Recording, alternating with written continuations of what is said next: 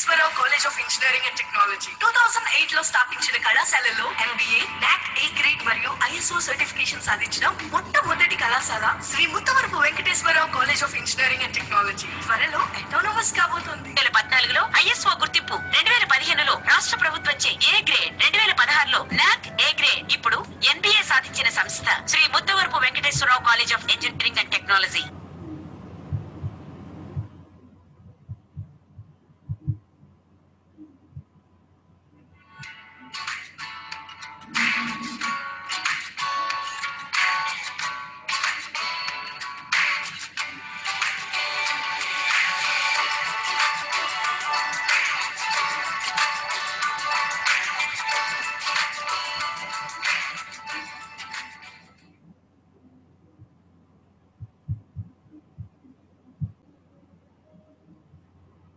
Good morning.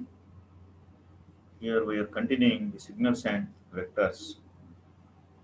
So we already discussed in our last class what is the analogy between signals and vectors.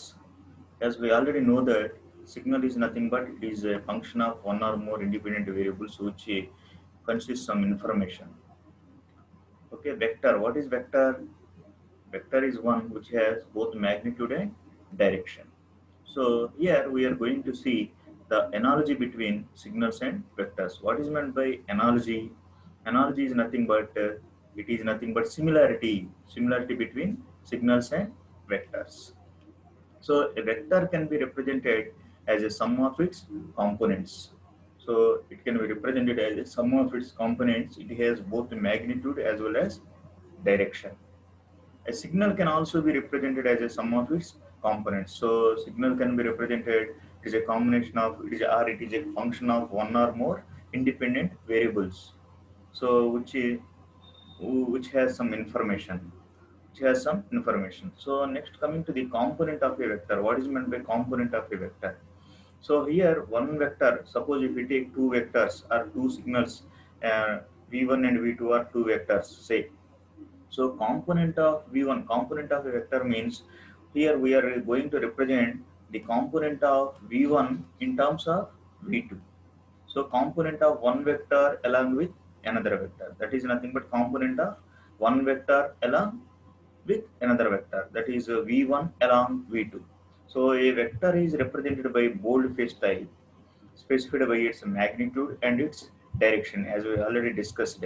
So a vector is having both magnitude as well as direction. For example, here we are taking two vectors x and g, vector x of magnitude mod x and vector g of magnitude mod g.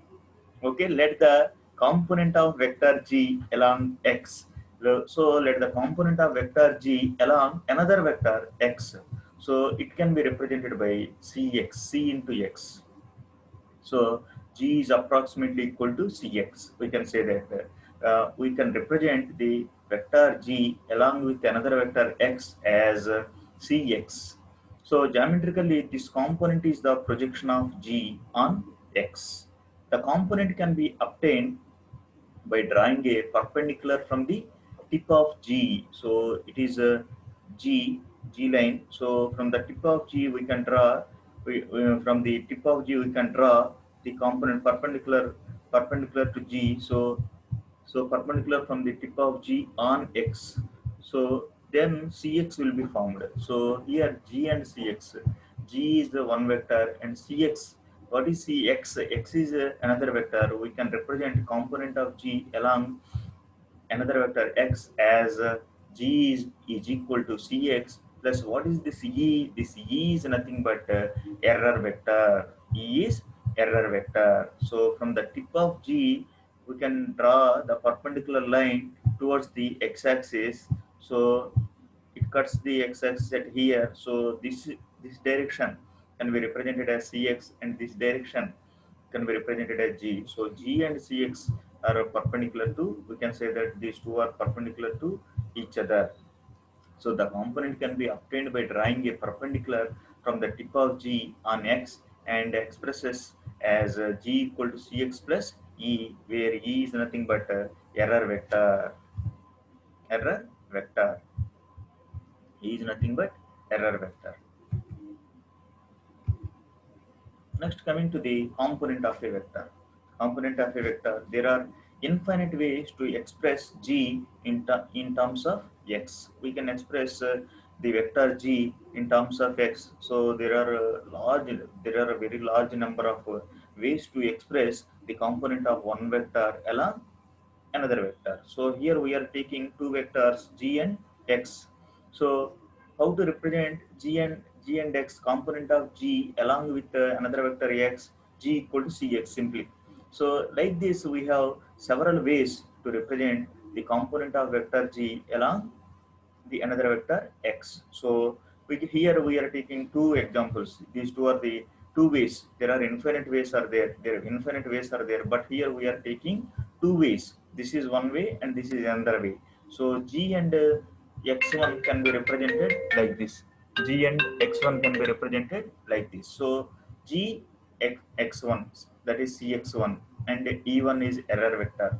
So g can be represented as c into x1 plus e1. Similarly, g can be represented here as c into x2 plus e2, where e1 and e2, these two are error vectors. Here e1 is a error vector in this function, e2 is error vector in this function. Okay, so this is a error vector, e1 is error vector, e2 is error vector here. So here g is represented in terms of x plus another vector which is called the error vector e. If we approximate g by cx, then g is approximately equal to cx. Okay, g is approximately equal to cx. So here g is approximately equal to cx. So g is approximated as cx here. Next, g is approximately equal to cx. The error in this approximation is the vector e. So e is represented as this is the error vector. So from the above expression, see g equal to cx plus e can be extracted as g minus cx. Is it not? So e is called error vector. So e equal to g minus cx. G minus cx. So like this, we can express E equal to G minus Cx. So the error vector E equal to G minus Cx. The error in the approximation in both cases for last figures are E1 from the first figure, E1 equal to G minus Cx1 and Et equal to G minus Cx2. This is the error vector. These two are the error vectors in the above two figures. So error vector E1 is represented as G minus Cx1 and error vector E2 is represented as G minus Cx2. Next, we can mathematically define the component of vector G along X. How to define mathematically? We take the dot product. It is also called as inner or scalar product. So inner or scalar of two vectors G and X as G dot X is equal to magnitude of G into magnitude of X into cos theta. Okay, the dot product can be represented mathematically represented like this: G dot X is equal to mod G into mod X into cos theta. The length of vector by definition is, what is the length of the vector? How it is defined? So by definition, it is defined as mod x square is equal to x dot x. The length of component of G along x is equal to, the length of component of G along x is nothing but G equal to C into x. So C into mod x. So C into mod x is nothing but mod G into cos theta. Mod G into cos theta. So multiplying both sides by mod x here. So C into mod x is equal to G into cos theta into mod x. That is G into mod G into mod x into cos theta. But mod G into mod x into cos theta is nothing but dot product of G into x. So C into mod x square is equal to G dot x, or C can be extracted as G dot x by x square or x dot x. So it is equal to 1 by mod x square into G dot x. Next, component of vector continuation. Consider the first figure again and expression for C. So consider these two cases. So this is the first figure. So this is the component of G along another vector x, that is from the tip of G we can draw the line which cuts the x-axis at here. So it will represent Cx and it will represent G, and this is represented by E. This is error vector. Okay, and this is the expression for C. C equal to G dot x by x dot x, or it is equal to 1 by mod x square into G dot x. Let G and x are perpendicular. Perpendicular means that is nothing but orthogonality condition. So here G and x are perpendicular to each other. So that is nothing but the orthogonality condition. So G has a zero component along x. G has a zero component along x. If here here what we have to say is here if G and x are perpendicular to each other, we can say that G has zero component along x axis. So if x is 0 means c into 0, that is 0. So c gives 0, c equal to 0. G has 0 component along x axis, or G equal to G is approximately equal to Cx, is it not? So G has 0 component. A component along x axis, a component of one vector along another vector is G equal to Cx. If these two are perpendicular to each other, there is no component along x axis. That is nothing but that was 0. Then C is equated to 0.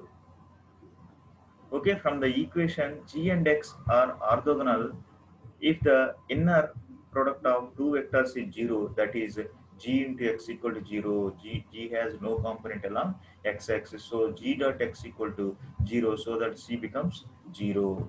Okay, so vector component and orthogonality can be extended to signals also. So this is the component of one. So earlier we have discussed about the component of one vector along another vector, and orthogonality of vectors. So the same concept can be extended to the signals also. That means that component of one signal along another signal. Similarly, orthogonality of the two signals. Consider the approximating a real signal g of t in terms of another real signal x of t. Whereas in the earlier case, we have taken the two vectors g and x. G is approximated x as g is approximately equal to cx. Like this, like that. Here the same concept is extended to signals also. So g of t can be approximately equal to c into x of t with the limits t1 and t2, where t is in between t1 and t2. The error e of t in the approximation is given by. So here g of t is approximated as c into x of t plus e of t is also there. So E of t is error signal. So how to extract this error signal? E of t equal to G of t minus C into X of t if t is in between t1 and t2, or it is 0 otherwise. So the same concept is extended to signals also. This is the this is the expression of component of one signal along another signal. Component of one signal along another signal. Okay, so component of a signal, as energy is one possible measure of signal size. To minimize the effect of error signal, we need to minimize its size. We have to minimize its size. The error energy is one possible measure of signal size. So energy signal can be here, it can be minimized. How to minimize this? Over the interval t1 t2, so integrating the error signal. So for minimizing the error signal, we have to integrate the square of the mean square of the function e square of t dt, integral t1 to t2 e square of t dt. E is nothing, e of t is nothing but g of t minus c into x of t. So integral t1 to t2 g of t minus c into x of t whole square into dt. For some choice of the energy is minimum, here we have to take the condition t, that is differentiate the error function de with respect to c, and which is equated to 0, so that we will get the expression for c. So for some choice of C, the energy is minimum. So the necessary condition is d by dc of EE is equated to 0. What is EE here? E is nothing but integral t1 to t2 g of t minus c into x of t whole square dt. This is the square function. So we have to differentiate this one with respect to c, and which is equated to 0. Okay, this is the necessary condition for minimizing the energy. So d by dc of integral t1 to g of t minus c into x of t whole square dt, which is equated to 0. So extracting this is in the form of a minus b whole square, a square plus b square minus 2ab. So by extracting this, it will become d by dc of integral t1 to t to g square t dt minus d by dc of 2c into integral t1 to t to g of t x of t dt plus d by dc of c square into integral t1 to t2 x square t dt, which is equated to 0. Here there is no c term, so it will become 0. Here c term is there, so we differentiate this one. Here also t term is there, 2c. d by dc of c square is 2c. So here d by dc of 2c is 2. Okay, so by simplifying this one, we will get the expression as minus 2 into integral t1 to t2 g of t x of t dt plus 2c into integral t1 to t2 x square t dt, which is equated to 0. So from the above expression, we can extract c as integral t1 to t2 g of t x of t dt by integral t1 to t2 x square t dt. So it is the this is the expression for c, or c equal to 1 by ex. Ex is nothing but integral t1 to t2 x square t dt, as we already know about ex. So this is integral t1 to t square t dt is nothing but e. So here that x square t dt is nothing but ex. So 1 by ex into integral t1 to g of t x of t dt. Okay, from the expression of the c in the vectors, so that is c equal to g dot x by x dot x, or 1 by mod x square into g dot x. It is also looking same as that of the expression for the two vectors. So expression for the c in vectors is 1 by mod x square into g dot x, whereas the expression for c in signals is 1 by ex into integral t1 to t to g of t x of t dt. So there is a remarkable similarity between behavior of vectors and signals. Area under the product of two signals corresponds to the dot product of two vectors, g dot x. Okay, g dot x, it corresponds to integral t1 to t2 g of t into x of t dt. The energy of the signal is the inner product of signal with itself and corresponds to the vector length squared, which is the inner product of the vector with itself. Okay, so there is a similarity between dot product and integral t1 to t2 g of t into x of t dt. So consider the signal equation again, that is c equal to 1 by ex integral t1 to t2 g of t x of t dt. Signal g of t contains a component c into x of t. C into x of t is the projection of g of t on x of t. If c into x of t is 0, then c equal to 0. Signal g of t and x of t are orthogonal over the interval t1 to t2. If these two signals are orthogonal over the interval t1 to t2, then g of t has no component along the signal x of t. So here we are taking two vectors. If these two signals are orthogonal to each other, then we can say that g of t, the signal g of t has no component along another signal x of t, like vectors. In vectors also, if the two vectors are orthogonal to each other, then we can say that the component of g has no component along the another vector x. So in that condition also c becomes 0. C into x is equal to 0, or c equal to 0, or g dot x is equal to 0. So finally g becomes c becomes 0. Here also c into x of t is equal to 0, or c equal to 0. Signals g of t and x of t are orthogonal to each other over the interval t1 to t2.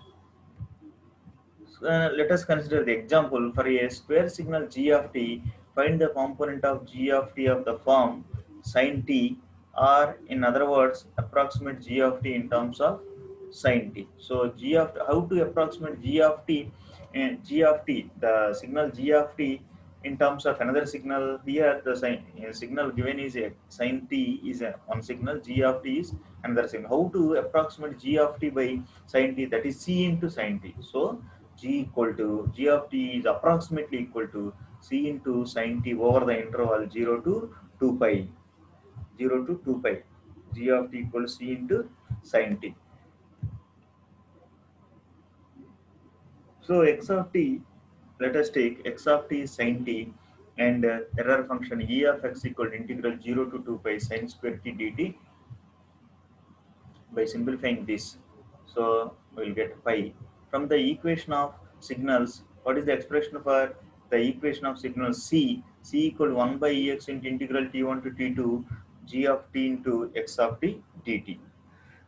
Okay, but ex is pi, as we already calculated ex equal to pi. So substitute the value of ex in this expression, so that c becomes 1 by pi into integral 0 to 2 pi g of t into x of t is sin t dt. By simplifying this, we can get 1 by pi into integral 0 to pi sin t dt plus integral pi to 2 pi minus sin t dt. From the uh, this we can obtain from the diagram. So here 0 to pi, pi to 2 pi. So from 0 to pi the function is sin t dt. From pi to 2 pi the function is minus sin t dt. So by simplifying this one, we will get the value of c is 4 by pi. So how to approximate g of t by sin t? G of t is approximately equal to c into sin t. The value of c is calculated as 4 by pi, so that g of t is approximated as 4 by pi into sin t. Okay. For the complex functions, so here up to now we will discuss about the orthogonality, of signals, analogy of signals and vectors. So component of one vector along another vector, component of one signal along another signal, and orthogonality of the signals and orthogonality of the vectors. Now we are going to see the orthogonality in complex signals. Orthogonality in complex signals. So for complex functions of t over an interval t1 is less than or equal to t is less than or equal to t2, that is this is initial condition, that is g of t is approximated as x of t, as g of t is approximately equal to c into x of t.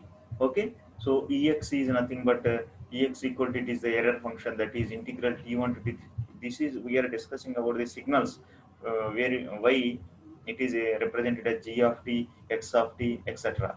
If it is vector, it is represented as g only, it is represented as x only.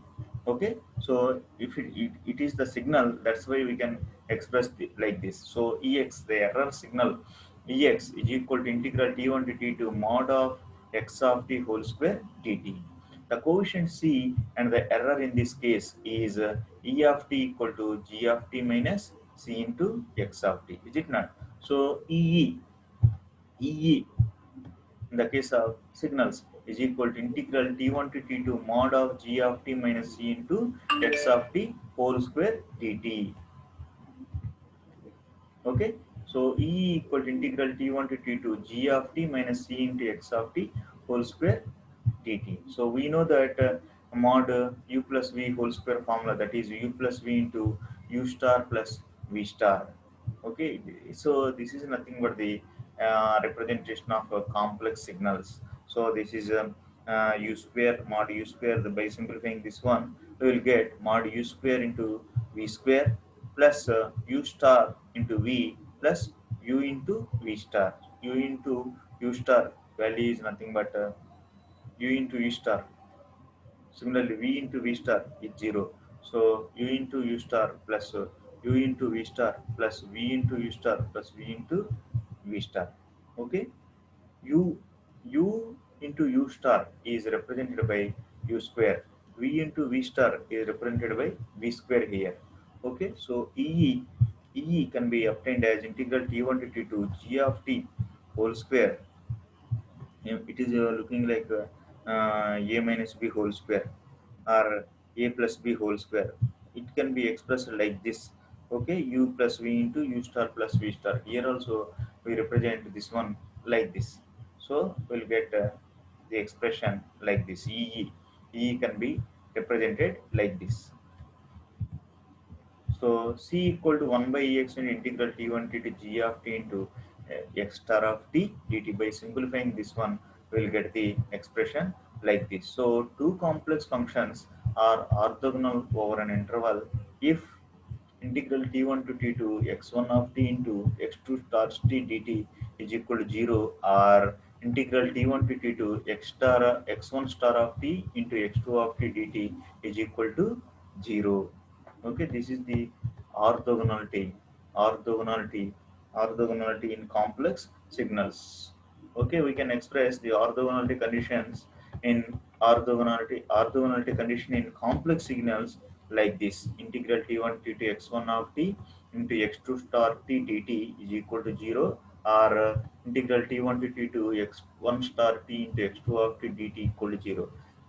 So okay, for ordinary signals, what is the orthogonality condition of two signals? Suppose x1 of t and x2 of t are there. So orthogonality condition is nothing but integral t1 to x1 of t into x2 of t dt equal to 0, or x2 of t into x1 of t dt is equal to 0. Similarly, in the same manner, we can represent the orthogonality in complex signals as these two conditions.